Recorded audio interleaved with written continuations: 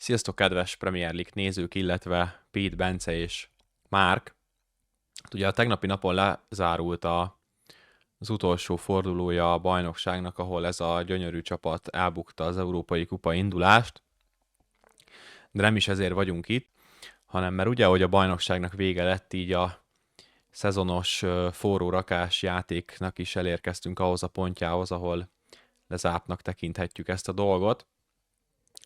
Úgyhogy én itt a délelőtt folyamán meg is csináltam a táblázatot, viszont kiértékelni még semmit nem értékeltem ki. Úgyhogy úgy döntöttem, hogy ezt most idén videóra fogom rögzíteni, valamint a videó végén be fogom mondani, meg megmutatom a ranglistát, hogy ki hogyan végzett, mert tavaly eléggé furcsa pillanatként éltem meg, amikor elküldtem Pete-nek az Excel táblázatot, és ő egy nappal előbb tudta, mint mindenki. Úgyhogy mindezek örömére most itt ezt le fogom dokumentálni. Az Excel táblázatban úgy fogunk végigmenni, eddig minden évben úgy csináltam, hogy adásonként végigmentem mindenkin, viszont hogy ne lehessen esetleg előre valaki túlságosan elhúzzon, és ezért látjuk, hogy mi lesz az eredmény, ezért most úgy fogok rajta végigmenni, hogy tavaly ugye Márk, Pete, Bence és a nézők lettek a sorrend, viszont most a személyenként fogok végigmenni mindenki, és a tavalyi eredmények szerint visszafele fogok menni, úgyhogy a nézőkkel fogom kezdeni, és akkor itt szépen mindig bezummolok majd oda, ahol éppen aktuálisan vagyunk, és akkor így remélhetőleg a videóban is jól fog látszódni. Szóval akkor el is kezdeném itt most ezt az egész sztorit. Alapvetően akkor az első forró rakása Eló Dikernek volt, hogy Salah a pool góljainak maximum 27%-ában fog szerepet vállalni. Itt belezummolok az eredmények.com-ba is, hogy minden rendesen látszódjon majd.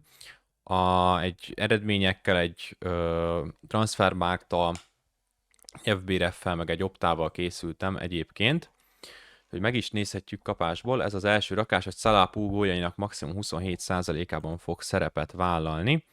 Ha megnézzük Mohamed Salát, összesen 14 gólban vállalt szerepet, a Liverpool pedig 63 gólt rugott, amit akkor, ha visszaosztunk 14-et a 63-mal, ez kiderül, hogy 22%, úgyhogy ez a forró rakás, ez elég gyorsan ült is, ide be is írhatjuk, hogy 2-es, és ilyenkor én annyit szoktam csinálni, hogy ezt itt beszínezem zölddel, és akkor ide írhatjuk, hogy 22,22%, úgyhogy kapásból az első be is jött, és megyünk tovább Mihály Gáspár 41-78, ilyen pítesen végigmondom az eredményeket, hát igen, na hagyjuk is. Elleni győzelemmel a 7. helyen végzett a Sunderland, és így Európa Liga induló, úgyhogy a Sunderland bőven meglett, úgyhogy Mihály Gáspárnak is bejött a forró rakása, neki is megvan a 2-es szorzó, 7. helyen végzett a Sunderland.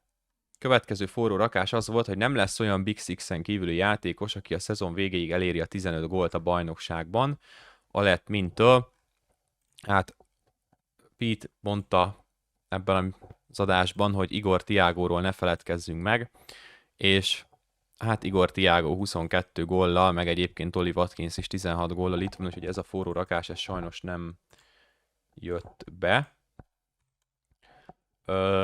Következő forró rakás az Alex Kövestől volt, hogy Grealish minimum 20 gólban fog szerepet vállalni. Én ott odaírtam kommentbe forró rakásnak, hogy max 13, de hát nem én lettem megszavazva, hanem a 20. Viszont Grealish végül összességében 8 gólban vállalt szerepet, úgyhogy ez a forró rakás is elment. És akkor ideírom, hogy 8. Következő forró rakás Elekes Márktól, hogy Nick Woltemade megdönti Harry Kane egy szezonban lőtt legtöbb fejes gól rekordját. Ez 10 gól egyébként, ez ott az adásban elhangzott, csak nem írtam oda. Na most, ha megnézzük a Newcastle-ben, Woltemade összesen 8 gólt rugott, tehát nemhogy fejelni, de összesen nem rugott annyi gólt, mint ahány kellett volna, úgyhogy ez a rakás, ez megint csak elment. Aztán következő Gyula Dávid Gulyás, hogy Evertonnak több rúgott gólja lesz a szezonban, mint a Manchester Unitednek, amire Váj Bence azt mondta, hogy ez kizárt dolog, hogy 3-nál több legyen majd a különbség, és ez nagyon szoros lesz. Az Everton 47 gólt rúgott, a Manchester United 69-et, úgyhogy 69 és 47, egy 22 góllal ment el ez a rakás, de hát ez még a szezonnak a nagyon elején volt, úgyhogy azért nem lehet azt mondani, hogy könnyű lett volna eltalálni. Aztán 12. forduló végére a Sunderlandnek vagy a Leedsnek több pontja lesz, mint a Citynek. Na erre van egy olyan jó oldal, hogy Premier League tabella minden egyes hétvége után, ezt találtam. És ez azért nagyon jó, mert vissza tudunk menni úgy, hogy jaj Jézusom, 2026 kell, az maradt, itt akartam. Ha bár nem ismer 2025, és ez nagyjából október körül lehetett. Ez 8, akkor egy kicsit még lapozunk, egy hónapot nagyjából, 11. 12. forduló, itt voltunk, a Manchester Citynek 22, a Sunderland 19, a Leeds pedig 11 ponttal volt, úgyhogy ez nem jött be. Megint csak. Úgyhogy ide is azt írjuk, hogy 0. Következő, lesz olyan forduló, ahol mind a 20 csapat szerez gólt. Ezt egyébként, amikor írtam, végignéztem. Lehet, hogy ezen nem fogunk végigmenni még egyszer, mert rengeteg idő lenne. De amikor végignéztem, akkor egyértelműen látszott, hogy nem jött be.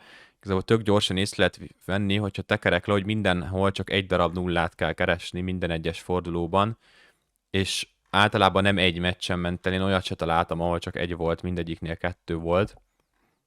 Ugye ezt remélem elhízitek nekem, de aki nem, az nyugodtan nézze végig, hogy nem volt olyan forduló, ahol senki nem hozott clean sheetet.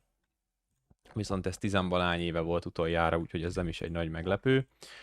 Aztán Varga Bálint azt mondta, hogy az Arsenal beállítja, vagy megdönti a Chelsea 15 gólos rekordját. Hát legalább ezt az egyet nem vette el tőlünk senki, és nem is fogja soha. Úgyhogy ez a rakás sem jött be. Aztán Privé Gábor 2.15 azt írta, hogy a Wolves a bajnokság felénylés 0 győzelemmel fog állni. Na már most ez a rakás, ez bejött, és itt vagyunk. A forduló 19. az valahol itt lehetett, január 2.19 forduló után a Wolvesnak 0 győzelme volt, és ha nem vagyok hülye, akkor egyébként pont a 20-ba nyertek. Ez már 21, akkor pár napot még visszamegyünk. Igen, a 20-ba nyert, úgyhogy ez egy gyönyörű találat. El kell ismerni, ez egy nagyon-nagyon-nagyon szép találat lett. 1,75-ös szorzóér Ribé Gábornak. Aztán a következő, az Arsenal védőinek jelenleg 4 bajnoki gólja van, a góllövői lista 10. helyezettjének is, a szezon végén is beférnek az első 10-be a védők góljai összesen. Ha megnézzük az Arsenalt, és összeadjuk a védők góljait, akkor az annyit tesz, hogy Salibának 1, Hincapiénak 1, az 2, Calafiori 3, Gabriel 3, az 6, Timber 3, az 9, és itt 9-nél állunk meg összesen, a góllövő listán pedig ahhoz, hogy te a top 10-be legyél, ahhoz 13 gólt kellett lőni, 9 az a 22. helyre volt elég, de egyébként nem volt annyira messze, úgyhogy ez is egy egész szép találat lehetett volna. Aztán következő forró rakás Hori Geritől, hogy Reece James 1900 játékperc fölé jut. Ezt meg is tudjuk nézni itt az FB repen is akár, hogy Reece James ebben a szezonban, a Premier League-ben összesen 1963 percet játszott. Erre belezúmolok, hogy mindenkinek jól látszon. Itt van ez a szezon, és itt nem tudok lapozni, csodás, akkor kicsit kijebb zoomolok. Ez a szezon Reece James 1963 percet játszott, úgyhogy ez az utolsó forduló kellett hozzá, hogy ez bejöjjön egyébként. Úgyhogy ez megint csak egy nagyon szép eredmény. Következő, Gémes Bence GB, az Arsenal legalább 2 trófeát nyer. és megnyeri a Premier League-et úgy, hogy legalább 7 pontot ver a másodikra. Hát ez a City utolsó 2 fordulós botlása miatt a 7 pont az megvan. Aztán szombaton fog kiderülni a BL döntőben, hogy mi lesz ennek az eredménye. Hát én beírom ezt egy ilyen narancsárga színnel, mert én az inkább nemre hajlok, és nagyon remélem, hogy az inkább nem fog bejönni, és elnézést Gémes Bencétől, de hajrá PSG! Aztán Demeter Norbinak volt egy olyan forró rakása, hogy a Manchester United a szezon hátralévő részében a bajnokságban maximum 4 vereséget szenved. Ez, amikor mondták a srácok, akkor állt 4 vereségnél a Manchester United. Ha megnézzük az eredményeiket, még egy kicsit beljebb zoomolok, akkor ez a forró rakás, ez akkor hangzott el, amikor, már is mutatom, amikor itt kikaptak az Evertontól, akkor volt 4 győzelmük, és itt hangzott el, hogy maximum 3-szor kapnak ki, ebből 1 az Aston Villa, 2 a Newcastle, és 3 a Leeds United, és ennyi volt összesen, ahol kikaptak, úgyhogy Demeter Norbinak ez a forró rakása, ez szintúgy csak bejött, 1,75-ös szorzóért, helyett 2-esért, bocsánat. 2026. február 28-án már sem Salah, sem Slot nem lesz a Liverpool alkalmazottja, hát ezt tudjuk, hogy ez nem történt meg, ezen nem kell mit nézni, mind a kettő még mindig a klubnál van. Jó, Szoboszlai nélkül a Liverpool 1,3 alatti pontlátlagot fog hozni. Hát erre milyen statisztika van, ezt nem tudom, úgyhogy én ezt úgy tervezem megcsinálni, hogy rákeresünk itt Szoboszlai Dominikra. Megnézzük az összes olyan meccset, ahol nem játszott a szezonban.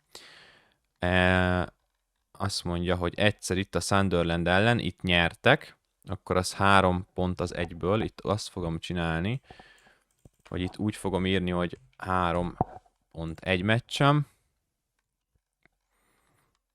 Itt nem játszott a Wolves ellen sárgalap miatt, az azt jelenti akkor, hogy 6 pont 2 meccsem.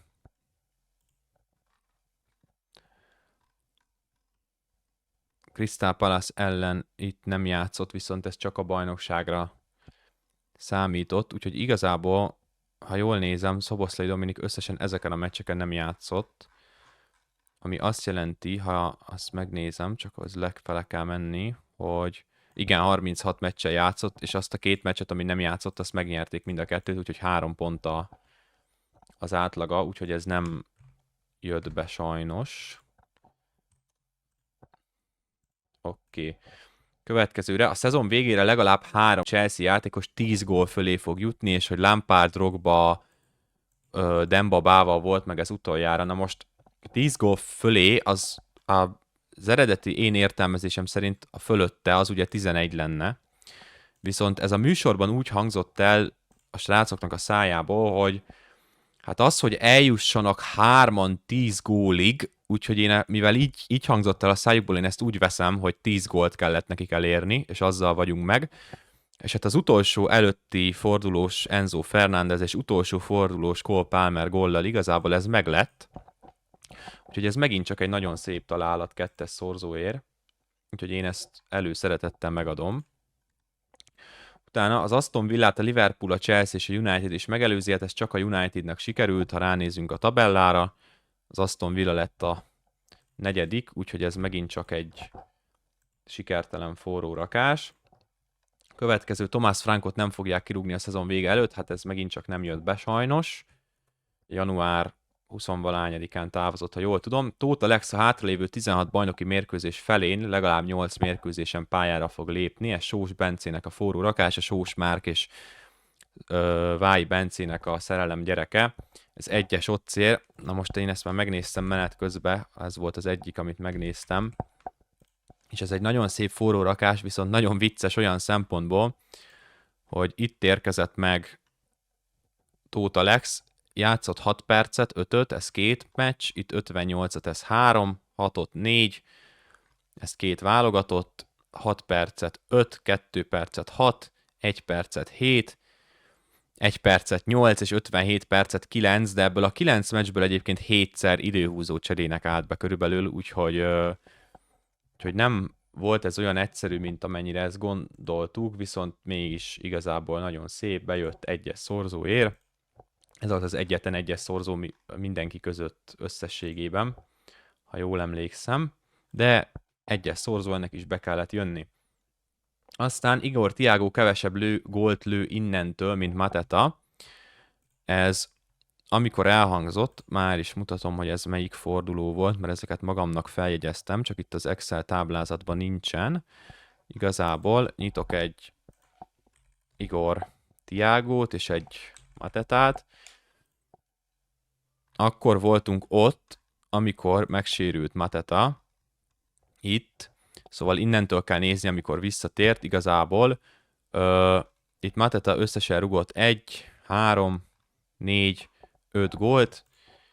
Igor Thiago pedig ettől az időszaktól kezdve, ezt már egyszer összeszámoltam, de 1, 3, 4, 5, 6, 7 és 8 gólt rugott, úgyhogy ez a rakás, ez sajnos nem jött be. Úgyhogy ide is piros színnel bejelöljük, hogy ez nem jött be, és ez így nullás. Aztán a Manchester United közelebb lesz pontokban a Manchester Cityhez, mint a City az Arsenalhoz. Hát ez megint csak egy nagyon szép rakás volt, és a City botledozásával be is jöhetett volna, de hát ez pontosan 7-7 pont lett. 7 pontra van innen, és 7 pontra van onnan. Úgyhogy ez sajnos nem jött be, de ez a legközelebbi forró rakás talán. Aztán Szoboszlai Dominik és Florian Wirtz együttesen több gólt és asszisztot ér el, mint Bruno Fernandes. Hát ez szinte biztos vagyok benne, hogy nem jött be, de nézzük meg. Bruno Fernandes 30 gólban vállalt szerepet. Szoboszlai Dominik 13-ban, Wirtz pedig 8-ban, az 21, hát akkor ezt Bruno Fernandes megnyerte, úgyhogy ez megint csak nem jött be. Azért ez a Fernandes masszív túlteljesítés, ez sokat hozzádobott. Szóval az idei bajnok alulmúlja a 16-os Leicester 81 pontos bajnoki címét, és max 80-at szerez, az Arsenal 85-tel lett bajnok, úgyhogy ez megint csak nem jött be. Aztán jövőre ismét 6 angol csapat fog indulni a BL-ben, ehhez annyi kellett volna, hogy az Aston Villa kikapjon a City-től, a Liverpool pedig nyerjen, de egyiken se jött a papírforma, úgyhogy sajnos nem jött be ez sem.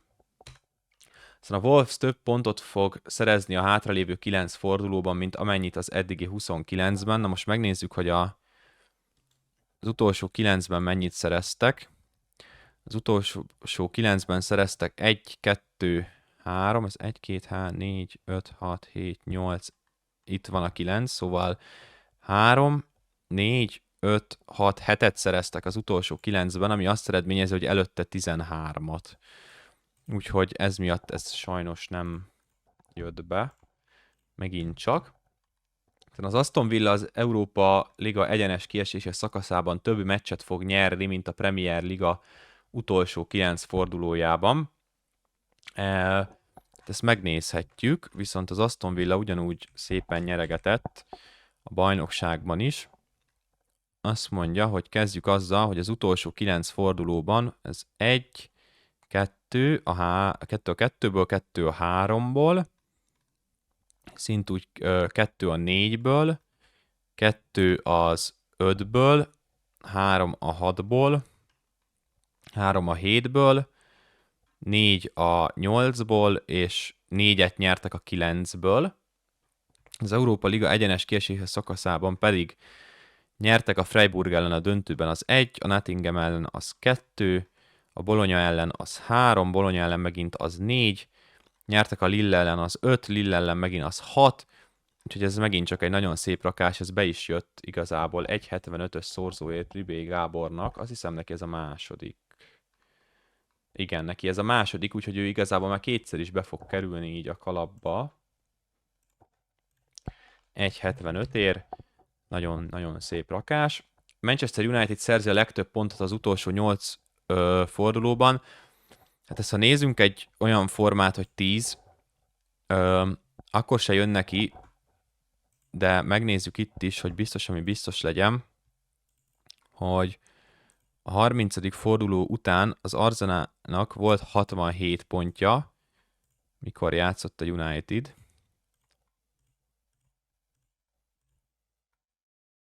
Mindegy, megnézzük, itt van, 30 után nekik volt 54, a Unitednek pedig 60, vagy az Arsenalnak 67. Az utolsó fordulóra ugye lett az Arsenalnak 85, ami azt jelenti, hogy ők szereztek 18 pontot, A Unitednak pedig lett... mennyi lett a Unitednak? Lett 71. Ha emlékeznék mennyiről, lett nekik 71 az 54-ről, úgyhogy 17-et szereztek, egyel alul maradtak az Arsenalhoz képest. Úgyhogy ez sajnos nem jött be, de ha az Arsenal leszarta volna az utolsó meccset, akkor ez jó lett volna. Viszont így sajnos nem. Aztán Cole Palmer a szezon végéig max. 1 gólt fog szerezni a Premier League-ben. Hát ez a forró rakás, akkor az ember egy Cole Palmeres mezben ül, ezt nagyon fájó nézni, ugyanis hát valakinek szerencsét okozott ez a Palmer utolsó fordulós gól, valakinek pedig éppen meghozta, ugyanis, ha végignézzük, visszafele számolunk 10 meccset, az 1, 2, 3, 4, 5, 6, 7, 8, 9 és 10. Várjunk csak még egyszer. Szóval 1, 2, 3, 4, 5, 6, 7, 8, 9 és 10. Akkor igen, akkor elsőre nem vettem észre ezt az Aston Villás meccset, viszont így az utolsó 10 meccsen lőtt összesen 2-t. Ami azt jelenti, hogy ez nem jött be sajnos, de biztosan leellenőrzöm azért itt még egyszer, hogy a Cole Palmer lőtt itt ez 1, 2, 3, csak, nem is ezt kellene megnézni, hanem azt, hogy ez mikor volt, ez az 31. epizód, mert én azt szerintem elsőre számoltam jól. Ups, nyilván Premier League van végig. Azt mondja, hogy ez a 31. epizód, ami március 25-én volt, akkor onnantól kell számolni. Akkor bőven nincs benne még az Aston Villa meccs. Szóval ez azt jelenti, hogy ez az egyetlen gól, amit a Palmer szerzett, az ebben a fordulóban volt, úgyhogy ez a forró rakás is bejött. Cole Palmer, amikor hát jégből vízzé vált itt a szezonnak a végére, és ezzel meghozta Kis Zsoltnak ezt a forró rakást. Tottenham legalább 14 pontot szerez az utolsó 7 meccsem. Spurs azt mondja, hogy utolsó 7 meccse, 1 az 3, 3 a 2-ből, 4 a 3-ból, 7 a 4-ből, 10 az 5-ből, 11 a 6-ból, és 11 a 7-ből, úgyhogy ez sajnos nem jött be. Igen, akkor ez piros, és ez 0. Forrest kiesik, de megnyeri a Zelt, ez nem történt meg igazából egyik se. Ugye ezt beírhatjuk pirosnak. És Pécsi Ármin pályára lép még a Premier League-ben, ez sem történt meg sajnos. Úgyhogy ez sem jött be forró rakásnak.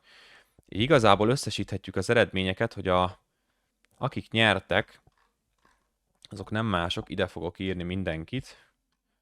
És kizúmolok egy picit. Lehet, hogy ti így nem... Ja, Jézusom, hova zoomolok ki ennyire? Lehet, hogy ti így nem fogjátok látni annyira, de Pribé Gábor, ja, nem is itt kezdődünk, egyszer van Elódiker, és ha mondjuk ebbe az oszlopba írnám egy odébb, akkor ki is egészítené, szóval Elódiker 2, 4, 5, 6, nem egészíti ki, nem szeret engem az Excel. Mihály Gáspár 41, 78. Oké. Akkor Pribé Gábor 2, 15. Jó. Aztán Horigeri 19. Oké. Akkor Gémes Bencinek meglátjuk, hogy bejön ez a forró rakása, de Pete azt mondta, hogy csak a BL döntő után fognak sorsolni. Demeter Norbi 1994. Kovács Krisztián 187. Oké. Bence Sós 1150. Pribé Gábor még egyszer. És Zsolt Kis 755. Oké. Na most ha ezekkel itt igazából megnézzük, meg vagyunk, akkor itt összesítjük, hogy mennyi pont lett összességében. Ez azt jelenti, hogy 18,25 pontot sikerült a nézőknek szerezni, a jól számolok, de összeadok fejbe is. Ez 4, 7,5, 9,5, 11,5, 12,5, 14,5 plusz ez, mit hagytam ki? Még egyszer végigfutunk rajta. 4, meg 3,5, az 7,5, 9,5, 11,5, 12,5, 14,5, 16 egész, valahol ide kettest írtam véletlenül, ez 0, így lesz a jó. Oké, 16,25 pontot sikerült szerezni a nézőknek. Így, hogy kiderült, miután összesítettük, azt megnézem, hogy tavaly mi volt pontosan. 5-ben sikerült szerezni, azt mondja, hogy 2025-ben a nézőknek 4,75 pontot sikerült szerezni, úgyhogy ez egy óriási plusz, és tavaly 13,75 Márknak, 9,25 Bencének, és 11,75 Pete-nek, úgyhogy ez egy kimagasló eredmény lett ezekhez képest, úgyhogy ha minden jó, akkor ezt akár a nézők meg is tudják nyerni. De akkor igazából álljunk neki a kedves műsorkészítő urainknak, és amint mondtam, hogy Bence lett tavaly az utolsó, ezért őt fogjuk megnézni elsőként. Szóval, hogy Bormus az első 5 fordulóban maximum 4 pontot fog szerezni. Hát erre őszintén nem emlékszem, de itt végigmegyünk. Egy október 1-i tabella, az 6 forduló, akkor visszamegyünk még 2 hetet. 4 forduló után a Bormus 9 pontot szerzett, úgyhogy ez a forró rakás nem jött be. És akkor ide is írjuk, hogy 9-et szereztek. Newcastle-Liverpool meccsen legalább 8 lap lesz. Megnézzük a Newcastle-Liverpool meccsnek a szezon első Newcastle-Liverpool meccsének az eredményét. Azt mondja, hogy ez a meccs itt lesz valahol augusztus környékén. Itt van Newcastle-Liverpool. Azt mondja, hogy 1, 2, 3, 4, 5, 6 darab lap. 1, 2, 3, 4, 5, 6 darab lap. Úgyhogy ez sajnos nem jött be. Sportfogadásban 7 lenne, mert ott a piros 2-nek számít, de azzal se lenne meg, úgyhogy igazából ez ilyen szempontból mindegy. Mark Zouma lesz a PL legfiatalabb gólszerzője, ehhez összességében annyi kellett, ezt a műsorban is megbeszélték, tök mindegy, mikor szerzi ezt a gólt, nem tudom leírni a nevét, akkor valószínűleg ott is rosszul írtam le. Aha, nincsen benne N betű. Jó, akkor ezt itt kiszedjük. Annyi kell, hogy lőjön egy gólt, és meg is lesz, és mivel ezt a gólt megszerezte már is mondom melyik meccsen, az Everton elleni meccsen, ezért meglett ez a forró rakás 1,75-ös szorzóért Bencének.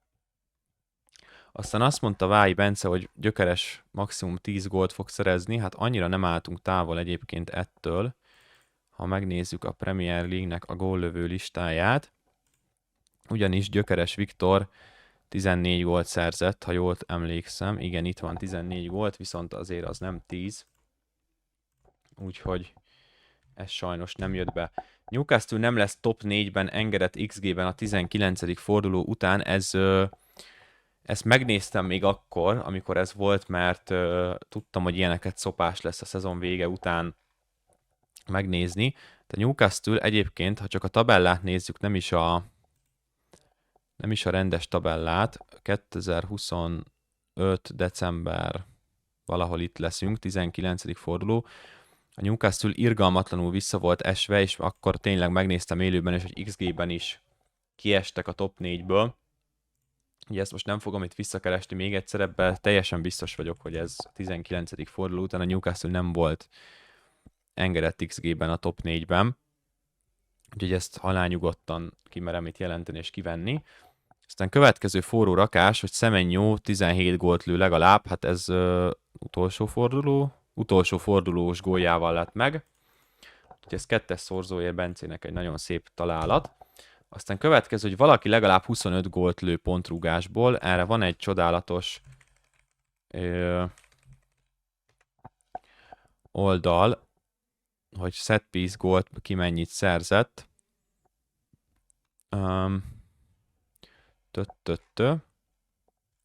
És ha megtalálom, hogy ez hol van, hát nem itt,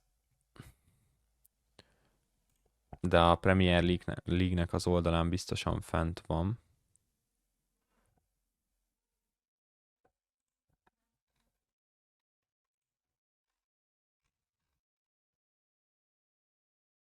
Jó, azt mondja, hogy olyan kell nekünk, hogy set piece gól. Nem. Jó, 20 kordon esetleg. Itt van, set piece gólok. Nagyon jó. Az Arsenal 23 gólt lőtt, amiből egyébként 4, ez nincsen benne, ez azon felül, tehát 23 és 4 büntető, úgyhogy ez 2-vel elmaradt összességében, de nem állt tőle messze. Oké. Akkor ez nem jött be. Doku legalább 3-szor annyi gólt passzad, mint amány gólt lőtt. Ha jól emlékszem, akkor 5-5-tel volt. De azért megnézzük, megmutatom, hogy biztos, ami biztos, hogy Manchester City Doku 5 gól passz, úgyhogy ez szintúgy csak nem jött be. Aztán Mateta legalább 17 darab akciógól, Mateta összesen nem lőtt 17 gól, 12-t lőtt összesen, úgyhogy ezt nem is kell megnézni, hogy miből rúgta őket. Aztán Brentford top 6-ban lesz lőtt gólok alapján, Brentford lőtt 55-öt, akkor keresnünk kell legalább 6-ot, aki többet lőtt, 1, 2, 3, 4, 5, és na, még egyszer, szóval 1, 2, 3, 4, 5, 6, 7 csapat van, úgyhogy 8-ak lettek, úgyhogy ez megint csak nem jött be. Oké, a Unitednak lesz egy 8 meccses veretlenségi sorozata. Hát ezt még jócskán túl is teljesítették itt a szezonban, ugyanis volt itt nekik egy olyan, ezt csak a bajnokságra értjük, hogy 1, 2, 3, 4, 5, 6, 7, 8, 9, 10, 11 meccset egymás után nem veszítettek el. Úgyhogy ez Bencének egy 1,75-ös szorzóért egy jó találat. Aztán következő, Wolves következő 11 meccsen minimum 14 gólt fog lőni. Ezt ott is megnéztem. Igazából közelében nem voltak annak a 14 darab gólnak, de megnézhetjük. 13. epizód azt mondja, hogy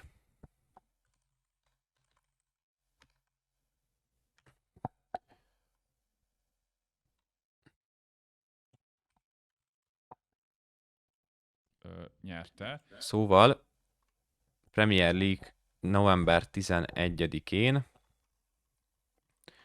alapvetően, akkor az azt jelenti november 11-e, innentől nézzük, a Wolves lőtt következő 11 meccsen 0-0-0, akkor itt 1 gól 4 meccsen, 2 gól 5 meccsen, 2 gól 6 meccsen, 3 gól 7 meccsen, 4 gól 8 meccsen, 9 meccsen 4 gól, 10 meccsen 5, 11 meccsen 5-öt rúgtak, úgyhogy ez nagyon távol volt sajnos.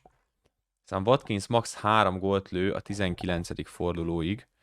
Hát ez, ha valamibe, akkor biztos vagyok, hogy ez bejött, ugyanis itt még nem tudta senki, hogy a Villának egy ilyen elképesztő túlteljesítése lesz. Ha megnézzük, innentől kezdve számolva, igazából már csak itt bejött. 19. forduló az itt volt december végén, itt van 2 gól, itt van még 2 a Chelsea ellen, Arsenal ellen, és még előtte is rugott, úgyhogy ez megint csak nem jött be. Köszönjük szépen Emerynek. Szóval január 20-ig kibasszák Thomas Frankot, erre van egy nagyon jó oldal, amit már megtaláltam, hogy kiket rúgtak ki. És itt van rá, Thomas Frank február 11-én távozott, úgyhogy ez sajnos kicsit késő lett összességében. Ez megint csak 0. A Wolves nem lesz utolsó, ez annyi kellett volna, hogy az utolsó fordulóban a Wolverhampton megverje a Burnley-t, de ez nem sikerült. Úgyhogy ez sajnos megint csak nem jött össze. Jó, aztán Chelsea következő 4 meccsen minimum 8 pontot szerez. Hát ez szinte atyaisten, hogy ez nem jött be, de megnézzük. Ez a 18. epizódban hangzott el. És dátumot elfelejtettem felírni menet közben, úgyhogy ezért kell ezeket visszanézni. December 16-ától a Chelsea. Azt mondja, hogy december 16-ától december 13, december 16, de ugye a bajnokságra néztük, hát ez 3 pont. Igen, itt Watkins leszopatott minket tövig.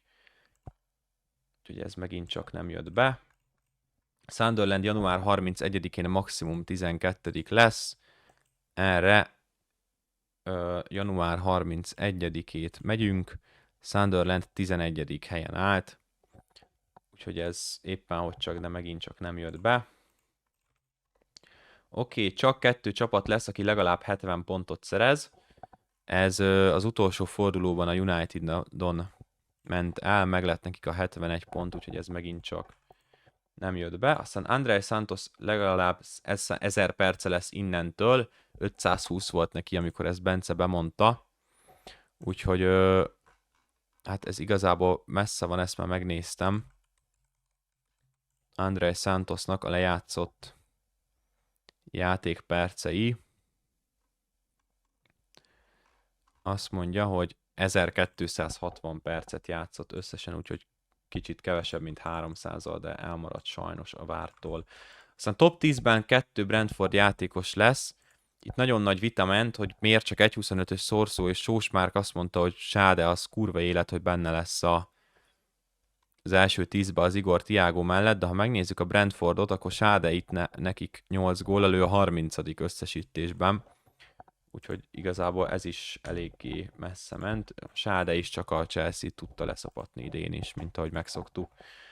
Aztán maximum egy olyan meccs, ahol Arsenal 2 vagy több gólt akart lenni.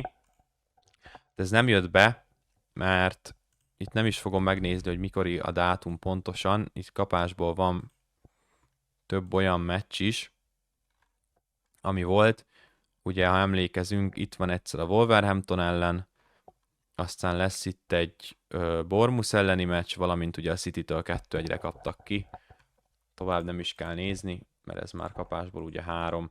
Aztán Arsenal utolsó 2 meccse tét nélküli lesz, ez megint csak nem jött be, mert már ugye az utolsó előtti fordulóban meg lett nekik a bajnoki cím. Aztán Liverpool nem lesz BL induló, hát BL induló lett, úgyhogy ez sem jött be. Liverpool még legalább 5 szögletgólt lő, ez az utolsó 10 fordulóra volt értendő. Ezt ha megnéztem a meccs előtt, nem lett nekik 5, csak 3 darab szögletgóljuk, úgyhogy ez megint csak nem jött be. Aztán Haaland és a második helyezett között gól plusz asszisztban legalább 15 lesz a különbség. Hát Haalandnak 35 lett, második helyezett pedig Unitedből Bruno Fernandes 30-al, úgyhogy ez csak 5. Úgyhogy ez megint nem jött be. Harry Wilson legalább 22 gól plusz assziszt, Harry Wilson 17, ez megint csak nem jött be. Oké, aztán az Opta Chances Created-ben Bruno Fernandes első lesz, és 2-szer annyit teremt, mint a második. Ha megnézzük, akkor azt mondja, hogy Opta Chances Created Premier League. Azt mondja, ha betöltünk, de nekünk nem az eredmények kellenének, hanem a játékos statisztikák, főleg az idei szezonból, nem a tavalyiból. Aha, itt remélhetőleg megtaláljuk. Itt van Chances Created, a végére 133 Bruno Fernandes és 75 Szoboszlainak, tehát 150 kellett volna, az nem lett meg. Sajnos, de ha Enzóhoz néztük volna, az nagyon vicces lett volna, mert akkor pont egy hiányzott volna hozzá. De sajnos ez sem jött be Bencének. Semenyó innentől kezdve max. 1 PL gól, hát ez eléggé megbukott ez az egyenlet. Mert hogy Igazából itt van kapásból 3, úgyhogy ez itt félrement sajnos megint csak. Aztán Salah legalább 28 gól plusz assist, minden sorozatot figyelembe véve. Ugye a bajnokságban van neki 14, ezt megnéztük. Nyilván a válogatott meccs azt nem számít bele, úgyhogy azt nem fogjuk figyelembe venni. Viszont van neki 14 a bajnokságban, 3 az FA Cup-ba, az 3 meg 14, 17, és a BL-ben van neki még 5, úgyhogy ez 22, úgyhogy 6-tal maradt lesz alá erről.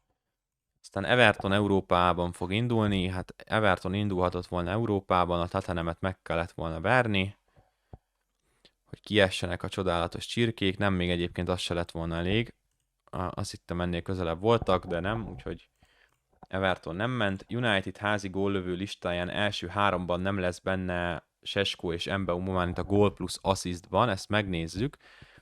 United, ugye első egyértelműen Fernandes lett 30-al, aztán Mbeumo 14, 14-nél van-e több, valakinek nincsen, úgyhogy igazából Mbeumo benne van, és Šeško is holt versenyben van Kunyával, úgyhogy ez megint csak nem jött be, és akkor az utolsó, Váj Bence csodálatosan zárta le ezt az egészet, ugyanis, ha megnézzük, akkor Szoboszlai Dominik, mert itt azt mondta egyébként, hogy 4 asszisztja van, 6 volt a legeredményesebb szezonja, és meg fogja ezt dönteni, és itt a Liverpool elleni 1 plusz az Aston Villa elleni 2 assziszttal lett meg neki ez a 7. Úgyhogy Bencének ezzel legalább zöldül zárult, és akkor ha összesítjük a pontszámokat Bencéhez, akkor Bencének 9,25 pontja lett, úgyhogy az már biztos, hogy a nézők Bencét megverték. Aztán folytatjuk Szabó Pittá. Na most, azt mondja, hogy Højlund több bajnoki gólt fog szerezni, mint Šeško.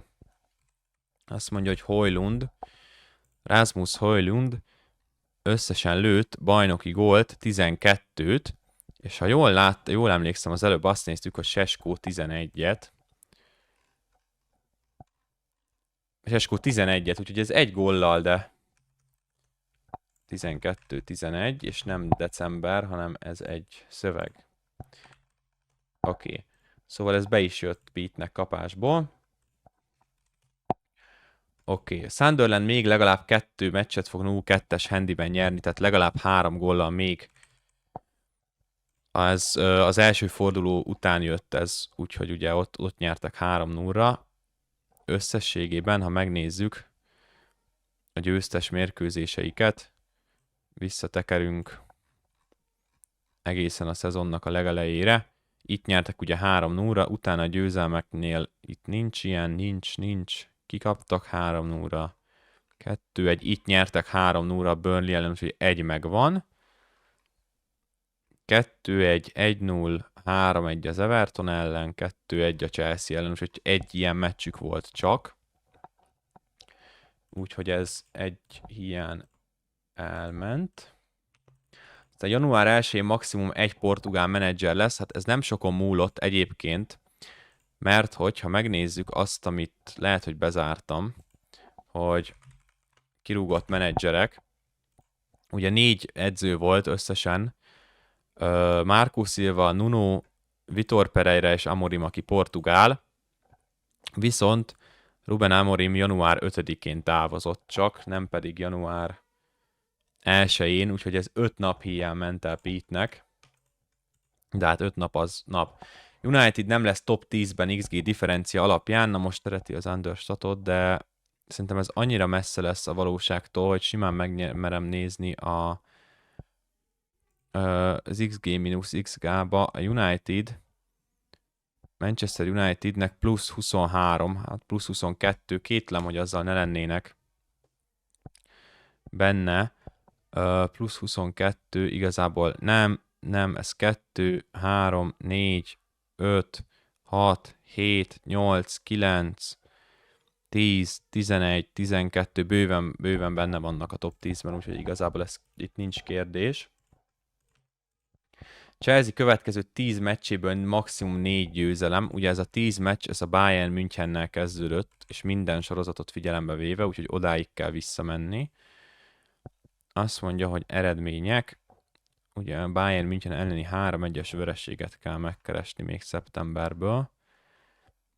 Jó, azt mondja, hogy egy meccs 0 győzelem, 2 meccs 0 győzelem, 3 meccs 1 győzelem, 4 meccs 1 győzelem, 5 meccs 2 győzelem, 6 meccs 3 győzelem, 7 meccs 4 győzelem, 8 meccs 5, 9 meccs 5 és 10 meccsből 6.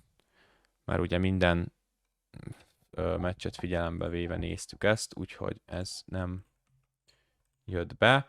Iwobi legalább 15 darab gólban való részvételt fog vállalni. Visszamegyünk az eredményekre. És akkor azt kell nekünk, hogy Iwobi. Neki lett 7 darab gólban való közreműködése, úgyhogy ez megint csak nem jött be. Xhaka benne lesz legjobb 15-ben kulcspasszok, progresszív passzok és támadó harmadba jutott passzokban. Erre keresünk egy olyat, hogy Premier League Key Passes Stats. Igazából, ha találok bármi olyat, amiben nincsen benne az első 15-ben, és ahogy látom, itt nincsen, de lehet, hogy csak nem látom. Igen, nincs itt Granit Xhaka, bárhogyan keresem ebben a szezonban. Úgyhogy igazából mehetünk is tovább, mert innentől kezdve mindegy, hogy a progresszív meg a támadó harmadba juttatottba benne vannak, mert annyi volt, hogy mind a 3 meg kell legyen. Ugye sajnos nem. Aztán Ekitike, Isak és Seskó mindegyikénél több gólt fog lőni Voltemade, de hát ez nem jött be, ugye Voltemade-t láttuk, hogy 8, Seskó 11, Ekitikét nem tudom meg Isakot fejből, de mindegy is, mert Seskó többet lőtt. Haaland a City góljainak legalább 40%-át szerzi, azt mondja, hogy Premier League. A Manchester City 77 gólt lőtt, ha jól emlékszem. Igen, és góllövő listán pedig Erling Haaland 27.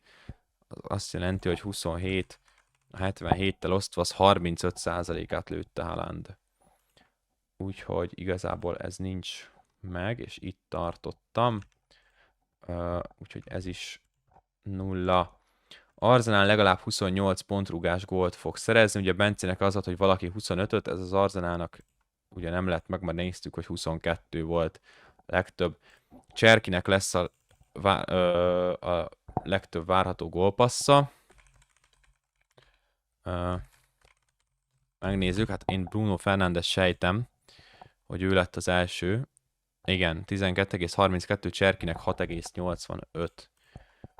Úgyhogy igazából ez megint csak nem jött be. Newcastle idegenben lőtt gólokban alsó 3-ban lesz. Na megnézzük a tabellát.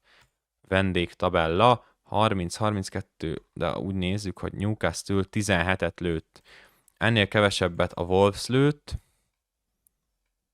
és senki más, az összes többi csak holt verseny. Viszont itt egy 3-as holt verseny van, úgyhogy igazából ez teljes mértékben megadható. Ezt az utolsó fordulóban tudták volna javítani, de nem jött össze. Sunderland Sunderland pedig 3-at rugott az utolsó idegenbeli meccsén. Úgyhogy alapvetően ez Pete-nek bejött 1,75-ös szorzóért. Aztán a Liverpool 5-öt nyer zsinórban bármikor.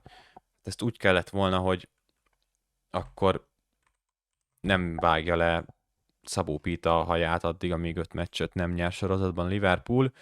Hát ilyen nem volt igazából. Ugye ez a bajnokit néztük, és nem volt ilyen az egész szezonban, úgyhogy ezt hiába nézem tovább. Sajnos vagy nem sajnos nem volt ilyen, úgyhogy ezt be is x-eljük pirosnak. Aston Villa kövi 6 meccsből nem nyer egyet se. Hát ebbe ezt biztosra tudom állítani, úgyhogy nem is nézzük meg, ebbe benne volt ez a Chelsea elleni meccs, amit az előbb néztünk, ahol Watkins ugye 2-t lőtt, úgyhogy sajnos ez sem jött be. Aztán január 1-én Arsenal legalább 6 ponttal fogja vezetni a tabellát, erre itt van nekünk akkor még egyszer ez. Január 1-én az Arsenal 4 ponttal vezetett a City előtt, hogy ez sem jött be. Arsenal kövi 3 meccsén átlagban 10 lövést fog engedni, ez az Everton elleni meccstől kezdődően volt. Úgyhogy visszakeressük az Arsenalnak még a tavasszal lévő Everton elleni meccsét. Az azt jelenti, hogy itt vagyunk, Everton, nézzük, akkor Everton, Brighton és Aston Villa, ami kelleni fog. Az Everton ellen engedtek 5 lövést, és azt mondtuk, hogy átlagban 10 lövést enged ugye legalább, mert hogy pont előtte volt az a meccs a Wolves ellen, akik egy csomót lőttek nekik, vagy a Club Brugge, meg a Wolves is azt hiszem lövöldözött nekik kapura. Egyszer itt van 5, itt 8, az 13, az Aston Villa pedig 11-et lőtt, az 24, osztva 3-mal az 8, úgyhogy ez megint csak nem lett meg. Dominic Calvert-Lewin valaha volt legtöbb gólt fogja a karrierjébe szerezni a Premier League-ben. Sima V-vel írják a nevét. Calvert-Lewin, azt hiszem, hogy 17 gól kellett volna ehhez, mert hogy itt szerzett 16-ot, igen, és 14-nél állt meg, úgyhogy 3 hiányzott volna neki ehhez. A szezon hátralévő részében max. 1 embert fognak kibaszni, hát ez még január előtt jött, úgyhogy ez nagyon távol van, már csak Maresca és Amorim megcsinálta ezt az egészet. United és Chelsea pontátlaga sem fog javulni, én ott azt kiszámoltam, hogy ez azt kellett volna, hogy egyik sem éri el a 60 pontot, hát a United jócskán elérte, a Chelsea pedig, hát én ezt a csapatot nem igazán ismerem. Maximum még 4 darab 0-0 lesz, ez is még január előtt érkezett, és elég gyorsan lehet találni 3 darab 0-0 meccset, ha visszanézünk. Azt mondja, hogy itt van 1 darab 0-0, aztán 2 darab 0-0, 3 darab 0-0, és 4 darab 0-0 már március 21-től kezdve, úgyhogy ez jócskán nem lett meg. Harry Wilson innentől kezdve maximum 1 gólt fog lőni, és így összesen 9 gólja lesz a szezonban. Harry Wilson összesen lőtt a szezonban 10 darab gólt, hát ez egyetlen egyel sikerült mellé menni sajnos. Oké, aztán City pontszámban közelebb lesz a 6-hoz, mint az elsőhöz, hát ez nagyon messze van megint csak, már ugye 7 az első, 6. pedig összesen 21 pontra van, úgyhogy ez megint csak egy nagyon messze menő lett végül. Aztán Larsen maximum 2 darab gólt fog lőni. Jörgen Strand Larsen ebben a szezonban lőtt 3 darab gólt, ez megint csak Pete-nek egy darab találaton ment el, sajnos. Oké, még 5 Arsenal City meccs lesz, ez ugye azt kellett volna, hogy az FA kupában és a BL-ben is összesorsolják őket, ez nem jött össze, mert akkor ugye meg lett volna a fakupában 1, a BL-ben 2, akkor az ugye összesen 3, a Liga kupa döntő volt még meg a bajnokság, de ez nem történt meg egyik sem. Úgyhogy ez nem jött be, a bajnok csapat góljainak száma nem éri el a 80-at, tehát az Arsenal 71 gólt lőtt, úgyhogy ez bőven meglett, egyes szorzóért, akkor ez volt a másik egyes szorzó. Mind a kettő egyes szorzóba jött, úgyhogy mondhatjuk, hogy a tutira kell játszani igazából, nem itt a nagy otcokra. Aztán utolsó 9 meccsen a Leeds 2-szer annyi pontot szerez, mint a Spurs, hát nézzünk egy olyat, hogy forma, 10 meccses forma. Az utolsó 10 meccsen a Leeds 16-ot szerzett, a Tottenham 12-t, ha azt az egy meccset leszedjük, ami a végéről hiányzott, akkor sem tudna a duplája lenni, úgyhogy ez megint csak sajnos nem jött be. Oké. Jó. Aztán a Bruno Fernandes megdönti a PL assist rekordot, ez az utolsó fordulóban lett meg neki a 21., úgyhogy 1,75-ös szorzóira ez megvan. Aztán Beto még 4 gólt fog lőni, ez a Chelsea elleni meccs után hangzott el. A Chelsea ellen lőtt 2-t, és onnantól kezdve 1, 2 és 3-at, úgyhogy ez megint Pete-nek egy darab gólon ment el, úgyhogy ez szintúgy piros. Aztán a Bournemouth nem játszik több döntetlen, csak az utolsó, meg az utolsó előtti fordulóban is x-eltek, ugye a City ellen mindenki emlékszik, úgyhogy ez megint csak nem jött be. Chelsea innentől max 1,15 gólt kap meccsenként, ezt a Brighton elleni meccs előtt mondta be Pete, hát nem számoltam ki, de szerintem fölösleges is neki állni. ugyanis 3, 6, 7, 8, 9, 10 gólt sikerült kapni 1, 2, 3, 4, 5 meccsen, az 2 gól per meccs, hát hagyjuk is. Xabi Alonso mentsen meg minket.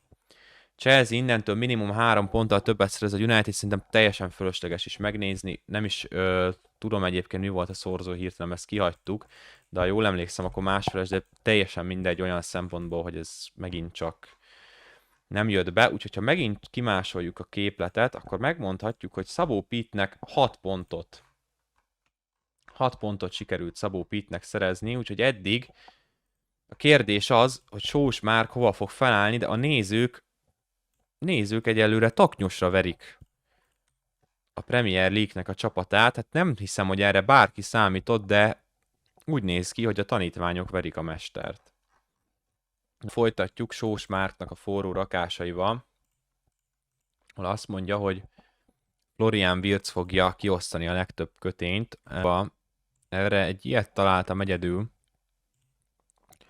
és azt is megkérdeztem, mint az előbb, és azt írta, hogy Ekitikének 5 darab kiosztott köténye volt összesen. Ennél pontosabb statisztikát erre nem találtam sehol. De ha ez 5-öt és 15-öt ír, akkor azért kétlem, hogy akkora különbség lenne, hogy ez bármi problémát okoz. Hogy ennyi. Aztán Kunya, Sesko és Mbeumo maximum 32 gólt fognak összesen lőni. Manchester Unitedből 11, meg 11, meg 10, hát ez Sós már telibe találta ezt a számot. Úgyhogy ez 1,75 ér telibe pontosan bejött. Aztán első 3 kirúgott edzőben benne lesz Potter és Amorim. Hát Amorim nem volt benne, mint ugye láttuk ezt a annyiszor látott oldalt, amit megint bezártam. Kirúgott edzőknek a listáját, ami azt eredményezi, hogy elsőként ment Nuno, másodiknak Potter, harmadiként Poste, No Clue, Pereira, Maresca és utána Amorim, úgyhogy ez nem jött be. Oké.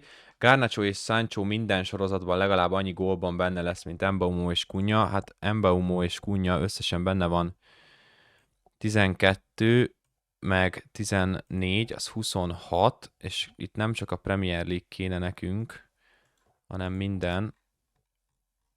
Ehhez hozzáadjuk ezt az egyet, az 27.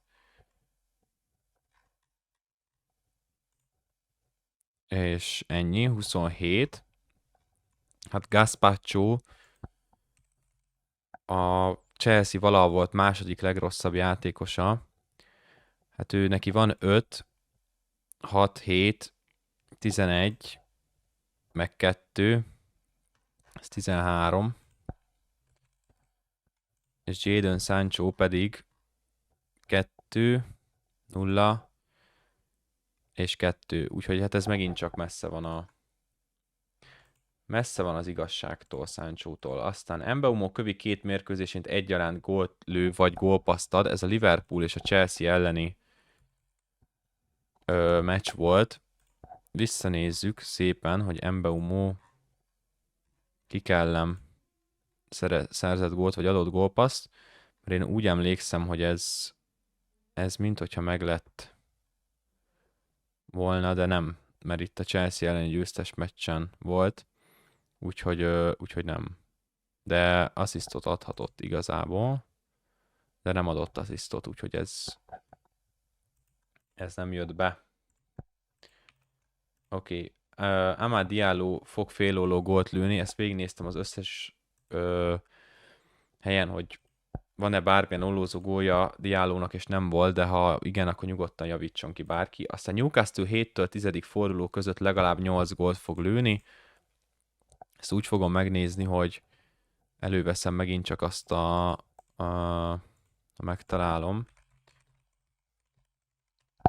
ezt az oldalt, és azt mondja, hogy 7 és 10. forduló között, úgyhogy megnézzük, hogy a 6. forduló után volt a Newcastle-nek rugott gólja, goal forward 4, akkor azt jelenti, hogy 12 kéne legyen nekik a 10. után. 10. forduló pedig az valahol itt lesz. 10. forduló után kéne nekik 12, de 10 rugott góljuk van, úgyhogy csak 6-ot rúgtak. Úgyhogy ez nem jött be. João Pedro nem ér el 8 gólt, hát ugye 15 lett neki. Úgyhogy ez nem jött be. Isak és Wirtz 30 plusz gól és gólpasszban lesz benne. Ez azt jelenti, ha megnézzük, hogy góllövő lista, azt mondja, hogy Liverpool, Isaknak 4, Wirtznek pedig 8, úgyhogy ez megint csak nagyon messze van az igazságtól. Sunderland december 25-én nem lesz a top 12-ben, ez majdnem egy Vályi Bence féle forró rakás, itt még a 6-ak voltak, itt még annyira sem estek vissza, úgyhogy nem. És akkor itt van, amire azt mondtam a közönség találkozón, hogy Sós Márkot diszkvalifikálom, vagyis akkor még azt mondtam, hogy csal a forró rakásokból. Én ezt a forró rakást, ezt diszkvalifikálom teljes mértékben, ugyanis amikor Sós Márk bemondta, hogy Eddie a Next Manager Sacked ranglistában az első 2-ben lesz, akkor másnap, hogy ki volt az első, azt már fingom nincs, őt ki is baszták, de a második helyezett holt versenyben 4 ember volt, és mind a 4-re ugyanolyan occot adtak a Bet365-ön, úgyhogy ha azt úgy vesszük, hogy másnap holt versenyben mindazok voltak, már arra meg kéne adni, utána egyébként onnantól kezdve egyszer nem volt a top 2 közelében Eddie Howe. Viszont ez egy akkora kamu, hogy most rákeresünk, hogy Premier League Next Manager Sacked. Ha éppen benne van, akkor megadhatjuk, de alapvetően arra az egész szezon alatt akkor volt egyedül, és akkor megnéztem, azon kívül biztos nem, úgyhogy én azt nem vagyok hajlandó megadni, sajnos. Tehát nekünk nem ez kell. Következő kirúgott edző, hát most Oliver Glasner 1,5-ös, Arne Slot 2-es, Eddie Howe 2,5-es szorzóval van. Úgyhogy most a 3. helyen van, de ez nem tudom mikor így lehetett, mert itt még Rosenior a Chelsea-nek az edzője, úgyhogy nem. Igen, itt is éppen a 3. volt, úgyhogy jól emlékeztem, hogy 2. soha nem volt, de ez a forró rakás, ez egy óriási csalás volt, mert már másnap papíron bejött, de rendesen nem jött be soha, ezt nem adjuk meg. Tottenham kövi 9 meccsen max 12 pont, Arsenal-a kezdődő és Sunderland-e bezáródó. Azt mondja, hogy Tottenham, és ugye ez csak a bajnokikra volt értendő, visszamegyünk odáig, hogy az Arsenal-al játszottak, és jól kikaptak. Igen, azt mondja, hogy 0, 0, 1, 4, 4, és kivel a Sunderland-el bezárulva 7, 8, 9, 10, 11, Sunderland, az nem jön ki a 9 meccs. 1, 2, 3, 4, 5, 6, 7, 8, de kijön, csak hülye vagyok. Szóval a következő, hogy Tottenham kövi 9 meccsen max 12 gól, akkor az azt jelenti, hogy az Arsenal-a kezdődően ez 0 pont, vagy 12 pont, bocsánat, szóval 0 pont, 0, 1, 3, még egyszer. Szóval a következő az, hogy a Tottenhamnek a kövi 9 meccsén max 12 pont, az Arsenal-tól Sunderlandig. Ez 0, 0, 1, 4, 4, 4, 7, 8 és 9, úgyhogy ez bőven bejött. Köszönjük szépen a Spursnek, kieshettek volna a facba, de mindegy.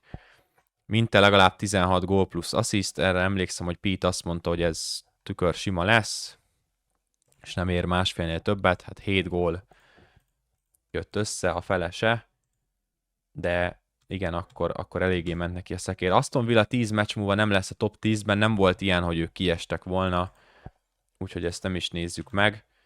Liverpool kövi 5 meccsen a legjobb XG differenciát, ezt még akkor megnéztem, mert ezt külön kiemelte Váj Bence és Márk, hogy írjam fel, mert szopás lesz utólag visszanézni. Úgyhogy ezt létszi, mindenki higgye el nekem, hogy a közelében nem volt a Liverpoolnak ahhoz, hogy azon az 5 meccsen a legjobb XG differenciája legyen. Aztán Ekitike lesz a második a góllövő listán, ez ugye Igor Thiago lett, de egyébként nem állt Ekitike annyira messze, 12. lett, hát egy dupla ennyi gól kellett volna. Aztán lesz olyan pontja a bajnokságnak, amikor az Aston Villa 1 ponton belül lesz az Arsenalhoz. Ezt amikor írtam össze a forró rakásokat, megnéztem, mert én azt hittem, hogy akkor, amikor a Villa megverte az Arsenalt, akkor megvolt, de nem volt meg egyszer sem. A legközelebb itt álltak hozzá december végén, de hiába verték meg az Arsenalt, közötte volt egy X, és nem lett meg nekik soha az, hogy 1 ponton belül legyenek. Úgyhogy ez nem jött be. Oké, Leeds 1 ponton belül lesz a szezon végén a Sunderlandhez, hát a Sunderlandnek 54, a Leedsnek 47 pontja van, úgyhogy ez 7 ponton ment el. Barton több asszisztot fog adni, mint Doku. Ugye Dokut azt az előbb néztük, hogy 5-5-tel végezte a szezont, Adam Bartonnak pedig 5 asszisztja van, úgyhogy ez egy darab gólpasszon ment el igazából. Bruno Fernandes top 5-be lesz a góllövő listán, ez hát itt még nem tudtuk, hogy ilyen assziszt felül teljesítés lesz, de ez sajnos nem jött be, hát Bruno Fernandes az valahol itt van a 22. helyen, úgyhogy nem. Spurs középhátvédjeinek legalább annyi gólja lesz, gól plusz assziszt, mint a csatárainak, és ezt úgy kellett nézni, hogy ki az, aki konkrétan középcsatár pozíciót játszik. Az itt ez a Spurs-ös, ezt nyugodtan összeszámolhatja bárki más is, de ez igazából nem lett megtelt, pedig nem kell beleszámolni, mert ő nem középcsatárt játszott, amikor a gólokat rúgta. Aztán Gimares legalább annyi gólt lő, mint Vissza és Voltemade együtt. Amikor ezt bemondta Sósmárk, akkor Visszának és Voltemádénak összesen 9 gólja volt, hát ez azért lett kurva vicces, mert a szezon végén is úgy maradtunk, hogy egy. Ugye Voltemádét már megnéztük, hogy neki 80, úgyhogy ez összesen 9. Úgyhogy ahogy ezt bemondta, onnantól kezdve nem lőttek gólt. És Gimaresnek pedig 9 gólja van, úgyhogy ez egy 2-es szorzóér, egy szép találat. Aztán Haaland nem fog a Premier League-ben Mester 3-as lőni, ezt bárki megnézheti, ez tényleg így lett, nem lőtt Mester 3-as, csak a Liverpool ellen a fakupában. Aztán Summerville innentől több gólt és gólpaszt ad, mint Salah plusz Saka együtt. Ezt megnéztem, amikor írtam direkt azért, mert tudtam, hogy egy szívás lenne itt megnézni. Bárki megnézheti, de higgyétek el nekem, hogy ez nem jött be. De nem volt egyébként annyira messze, mert Saka és Salah se nagyon brillírozott. Aztán Martinelli legalább 7-tel több gólt lő a BL-ben, mint a Premier League-ben. Mióta, amikor ezt Mark bemondta, akkor 5-tel volt neki több. Azóta egyetlen egy gólt sem rugott, sem a BL-ben, sem pedig a bajnokságban. Tehát még mindig 5 a különbség. Ezt egy nagyon, nagyon erős narancsal fogom bejelölni, mert ha esetleg Martinelli 2 gólt lő a BL döntőben, aminek tudjuk mennyi a valóság alapja, akkor bejöhet, de azért ezt vegyük úgy, hogy szinte biztosan nem fog. Aztán Evan Gassen több mezőnygólt lő innentől kezdve, mint Palmer. Ezt ha megnézzük, hogy Evan Gassen összesen lőtt a sérülése miatt semmennyi gólt, mióta ezt Mark bemondta. De hát ezt a sérülést ugye nem tudta senki, tehát egy gólja van összesen, és Palmer az utolsó fordulóban lőtt egy mezőnygólt, úgyhogy ez se jött be sajnos, de ha nem sérül le, akkor ez valószínűleg Palmernek köszönhetően bejött volna. Aztán Szoboszlainak legalább 5 szabadrúgás gólja lesz, ez azt kellett volna, hogy még 2-t lőjön, ahonnan Mark mondta. Egyetlen egy gólt lőtt a Tottenham ellen szabadrúgásból, még arra emlékszik mindenki, azóta nem, úgyhogy ez egy híján elment. Premier League utolsó fordulója előtt 3 és 5. helyezett között nem lesz 3 pontnál több különbség. Hát ettől ugye megint csak nagyon messze voltunk, május 23-át nézve.